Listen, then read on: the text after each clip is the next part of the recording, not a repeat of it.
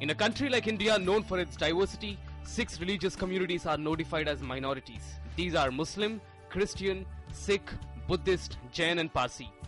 Even after several decades of independence, the basic spirit of social justice could not be implemented in a way perceived by our constitution makers. This called for some new constitutional and legal measures. Therefore, in the year 1978, the Minority Commission was established and it came to be recognized as a constitutional body on 17th May 1993. Prime Minister's new 15-point program of the year 2005 and the decision of constituting a separate ministry for minority affairs of the year 2006 also proved to have domino effect for the welfare of the minorities. Reports of Ranganath Mishra Committee and Sachar Committee present startling facts related to the backward conditions of minorities.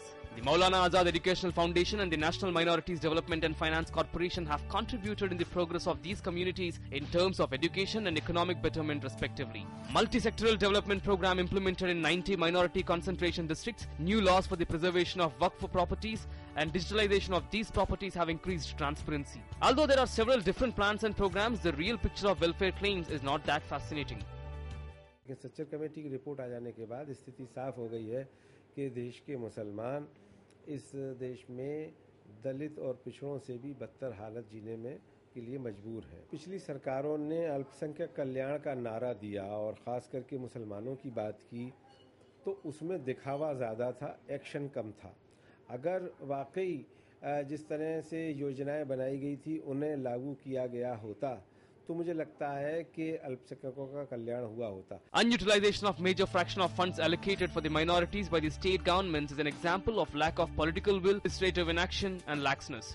For instance, the present Uttar Pradesh government spent only 2.7% of the allocated funds in the first year. The biggest challenge before the betterment of the minorities communities is the unwillingness of the political heads and bureaucracy to deliver. In spite of the claims of political commitment, the failure in passing the anti-communal violence bill reflects the kind of unhealthy politics prevalent in the country. Narendra Modi साहब जब Banaras election लड़ने गए थे तो उन्होंने उस वक्त nomination के वक्त जो अपना भाषण किया था उसमें दो बातें कही थी।